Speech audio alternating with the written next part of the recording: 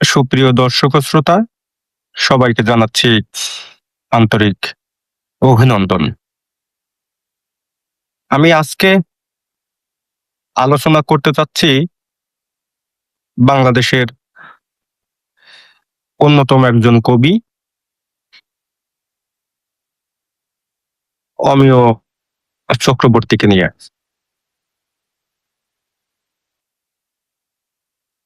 অমিয় চক্রবর্তী ৩০-এর একজন কবি। কবি জীবনানন্দ দাশ, বুদ্ধদেব বসু, সুধীন্দ্রনাথ দত্ত এই নামগুলোর পাশাপাশি যে নামটি তালিকায় আসে তা হলো অমিয় চক্রবর্তী।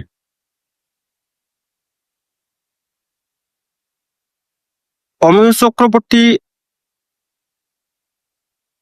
কেবল একজন কবিও নন, তিনি স্বতন্ত্র সাহিত্য ধারার প্রবক্তা বটেও। ৩০-এর কবিদের মধ্যে জীবনানন্দ দাশের কবিতায় নিসর্গ, প্রকৃতি, ব্যক্তির বিচ্ছিন্নতাবোধ প্রকাশ পায়। বুদ্ধদেব বসু আধুনিক আঙ্গিকে আধুনিক মানুষের কথা তার কবিতায় তুলে ধরেছেন। অন্যদিকে সুধীন্দ্রনাথ দত্ত তার কবিতায় নগর, পাশাপাশি প্রকৃতি, প্রেম ও মানুষের কথা তুলে ধরেছেন। অমিয় চক্রবর্তী তার একটি বিশেষত্ব হলো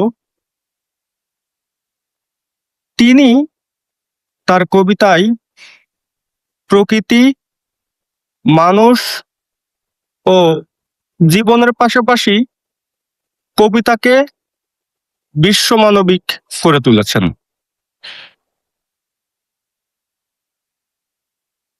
বিশ্বকবি রবীন্দ্রনাথ ঠাকুরের সঙ্গেও তার নিবিড় সম্পর্ক ছিল। অমিয় চক্রবর্তীর লেখাপড়ার সূচনা মূলত তার পরিবার থেকেই। সবচেয়ে অবাক করার একটি বিষয় হলো যে তিনি রবীন্দ্র সাহিত্যের যে বিশাল বলয় কিংবা রবীন্দ্র সাহিত্যের যে বিশাল জগৎ, সেই জগতে অমিয় চক্রবর্তী থাকলেও তার সাহিত্যে অমিয় চক্রবর্তী রবীন্দ্র প্রভাব কাটাতে পেরেছেন। রবীন্দ্র প্রভাব মুক্ত একটি স্বতন্ত্র ধারার সাহিত্য উপহার দিয়েছেন অমিয় চক্রবর্তী।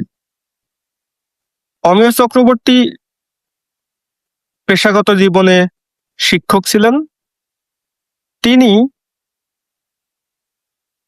বিদেশের বিভিন্ন বিশ্ববিদ্যালয়ে অধ্যাপনা করেছেন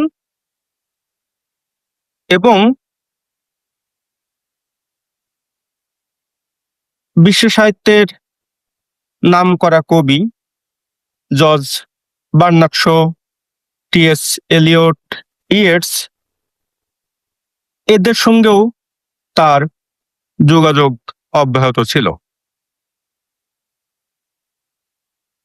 অমিয় চক্রবর্তী বাংলার কবি, কিন্তু তার কবি প্রতিভা বিশ্বমানবিক, বিশ্বজনীন।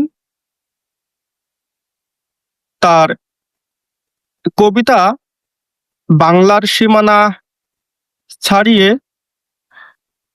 তা বিশ্বের দরবারে পৌঁছে গেছে। কবির চোখ এড়ায়নি একটি ছোট পিঁপড়া থেকে শুরু করে বড় প্রাসাদ। অমিয় চক্রবর্তী তার দেখার দৃষ্টিতে একদম তৃণমূল থেকে শুরু করে উচ্চ পর্যায় পর্যন্ত কবি দৃষ্টিতে দেখেছেন।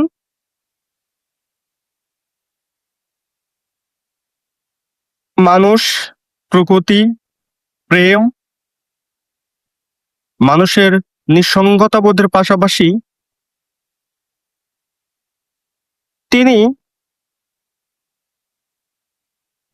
কবিতার মাধ্যমে একটি স্বতন্ত্র ধারা প্রতিষ্ঠা করতে পেরেছেন।